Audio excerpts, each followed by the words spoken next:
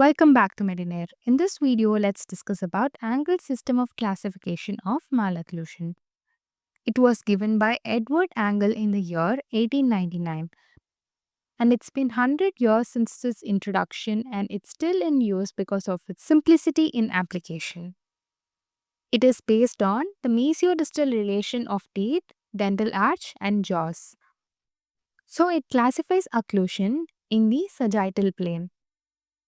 Maxillary first molar is considered as a key of occlusion in this classification.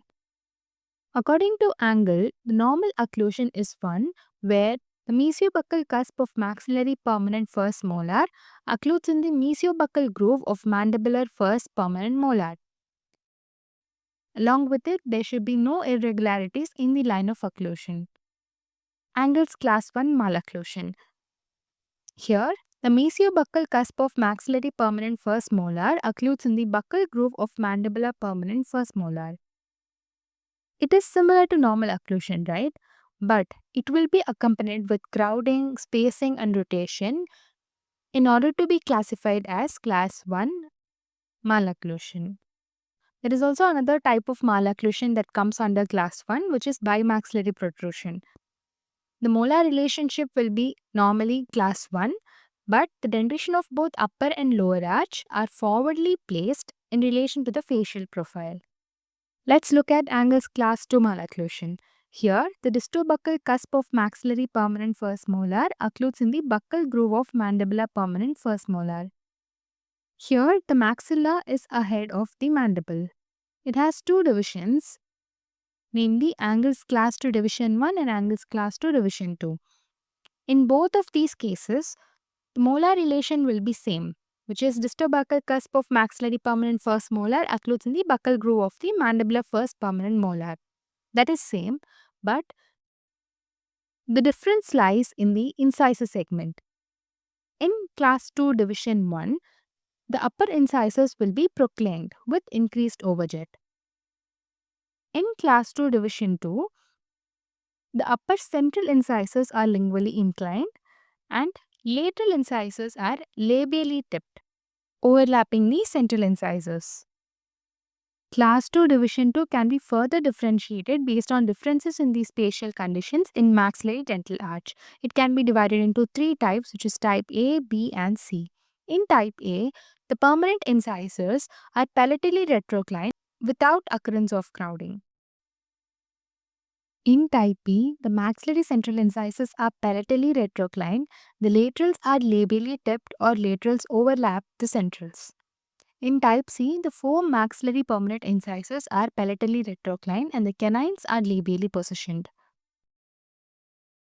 Here is a table of comparison between the features of division 1 and division 2 to make it easier for you to understand. Let's look at each features in detail. Overjet. In division 1, it is increased because we know that the incisors are proclined. Whereas in division 2, it is decreased because the central incisors are lingually tipped. Due to that reason, the profile in division 1 is convex, whereas in division 2, it is straight or mildly convex. The lips will be short, incompetent, and hypotonic in division 1, whereas it is normal in division 2. The arch form in division 1 is V-shaped and narrow in nature, whereas in division 2, it is U-shaped and square in nature. The palate in division 1 is deep, whereas in division 2, the palate is of normal depth. In division 1, there will be increased mentalis and buccinator activity, which leads to lip trap, whereas it will be normal in division 2. The path of closure is normal in division 1, whereas it is backward in division 2.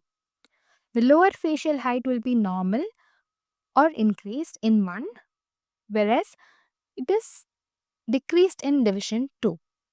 The malar process is not prominent in division 1, whereas it is prominent in division 2. Most of us tend to get confused in final year that what happens when we see a patient with class 2 on one side and class 1 on the other side. What will be our diagnosis? At those cases, we will classify it under Angle's class 2 subdivision. Here, as I told you before, There will be class 2 molar relation on one side and class 1 molar relation on the other side. It can be class 2 division 1 subdivision or class 2 division 2 subdivision. So basically, we need to remember that in class 2 malocclusion, the distal buccal cusp of the maxillary first permanent molar will occlude in the buccal groove of your mandibular first permanent molar. That is fixed. The two divisions are for the incisors. In division 1, the incisors are proclined, and in division 2, the incisors are retroclined, but the later incisors are labially tipped. Fix that as well. What is subdivision? So, if it is changing on the right and left side, if the molar relation is different on the right and left side, it is class 1 on the one side, class 2 on the other side, then we give it the name subdivision. It can be accompanied with proclined or lingually inclined incisors. So, that's why we call it class 2 division 1 subdivision or class 2 division 2 subdivision. Alright, moving on to class 3. Here, the mesiobuccal cusp of maxillary permanent first molar occludes in the interdental space between the mandibular first and second molars. Here, the mandible is ahead of the maxilla. Again, if one side is class 3 and the other side is class 1, we call it subdivision. There are two types of angles class 3, which is true class 3 and pseudo class 3. In true class 3, the molar relation itself is class 3, whereas in pseudo class 3, the molar relation is class 1. So, in pseudo class 3, the class 1 molar relation is seen, but during physiological rest position, jaws are in normal position. But when they come into occlusal contact, the mandible glides anteriorly to class 3. Only during functioning time, which is occlusion, there is class 3, and during non-functioning time, the jaws are in normal relation, which is class 1. So that's why we call pseudo class 3 as postural or habitual class 3 malocclusion or functional class 3 malocclusion. So let's see the differences between true and pseudo class 3. So as I said before, in true, the skeletal base will be of class 3, but in pseudo, the skeletal base is of class 1. Again, the molar relationship is class 3, which is genetic in origin. But in pseudo class 3, it is acquired or habitual, because naturally they have skeletal class 1 base and class 1 molar relationship. But only during functioning time, there is class 3. No functional interferences, and patient can't move their mandible backwards into the edge-to-edge bite in true class 3. Whereas in pseudo class 3, functional interference occurs as the mandible moves from rest position to the occlusion, and patient can move their mandible backwards into edge-to-edge bite or normal overbite.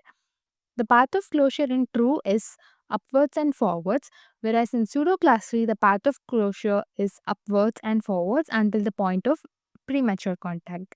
In true class 3, the class 3 molar relationship is seen when the mandible closes in centric occlusion, whereas there is a noticeable shift from class 1 to class 3 when the mandible closes in centric occlusion in pseudo class 3.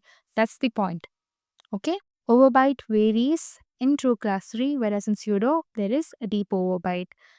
And the main reason is there is no improvement in profile of the patient during occlusion, whereas profile improves as the mandible drops from centric to rest position. The maxillary arch is well developed in true class 3, whereas the maxillary arch may be constricted in pseudo class 3.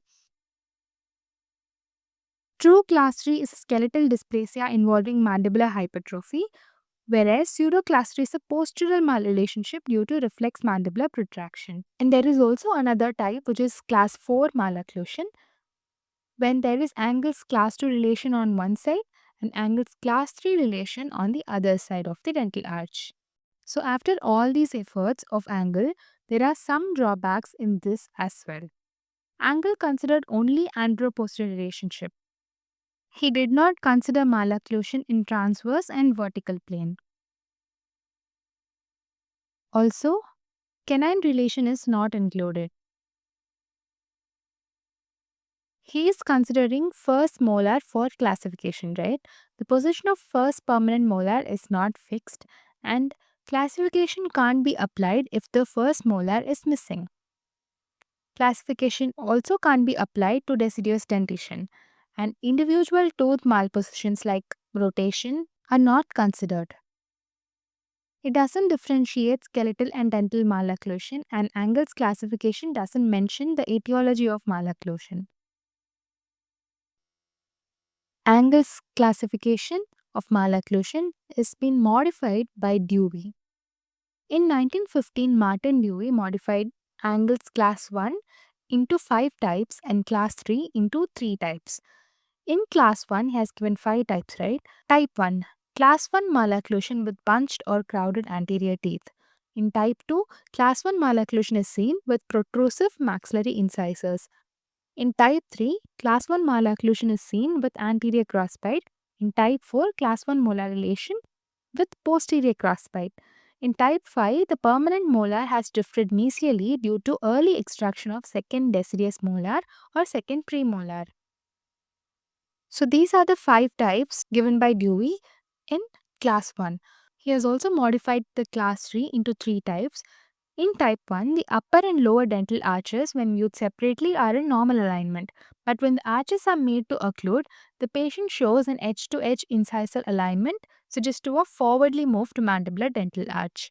In type 2, the mandibular incisors are crowded and are in lingual relation to the maxillary incisors. And in type 3, the maxillary incisors are crowded and are in crossbite with the mandibular anteriors. And that brings us to the end of the video. I hope you guys found it helpful. Do like this video and subscribe to Medinare for more. Thanks for watching.